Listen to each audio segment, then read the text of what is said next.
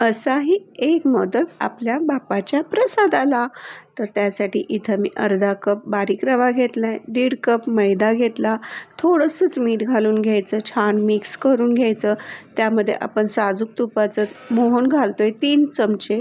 तुपाच्या ऐवजी तुम्ही तेल वापरलं तरी चालेल. सुरुवातीला चमच्याने हे मिक्स करून घ्यायचं. मग थंड झाल्यावर हाताने मस्त गुठळ्या फोडून घ्यायच्या आणि त्यामध्ये पाणी घालून हे छान असं खूप घट्ट पण नाही आणि सैल पण नाही अशा पद्धतीने मळायचं.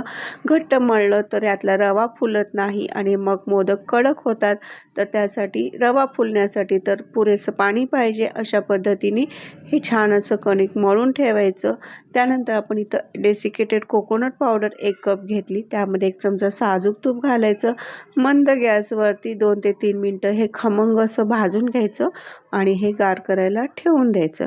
गार झाल्यानंतर त्यामध्ये आपण इथे गुळाची पावडर घालतोय. पावडर नसेल गूळ किसून घातला तरी चालेल. सर्व साहित्य व्यवस्थित मिक्स करायचं. हे झालं आपलं मोदकाचं सारण. चला आता मोदक बनवायला घेऊया. ही मोदकाची कणिक मस्त अर्धा तास भिजून दिली, कारण त्यातला रवा छान फुलला पाहिजे ना. अर्ध्या तासानंतर ही कणिक परत थोडीशी मळून घेतली. त्याचे 4 गोळे छान तयार झाले.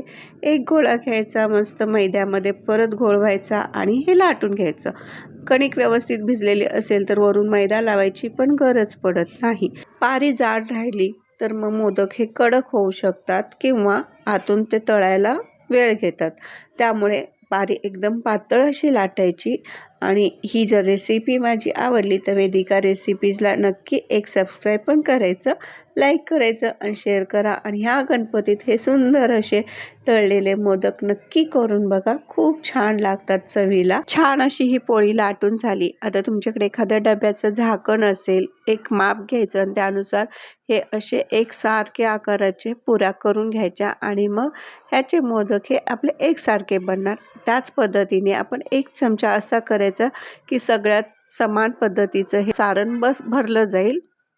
आता मोदक करायची तुमची जशी पद्धत आहे त्यानुसार हे मोदक करून घ्यायचे. जशी साडीला आपण निऱ्या घालतो त्या पद्धतीने हे मोदक पटपट पटपट वळले जातात.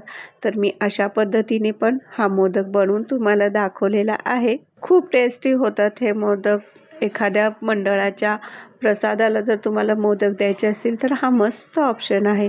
बघा, नेहमीच्या पद्धतीने पण कळीदार असा हा मोदक बनला. तळायच्या वेळेला तेलाचं तापमान हे मध्यम तापलेलं असावं आणि एकदम असे गोल्डन झाले की लगेचच बाजूला घ्यावेत. मस्त खुसखुशीत असे हे मोदक तयार झाले ना. नक्की करून पहा.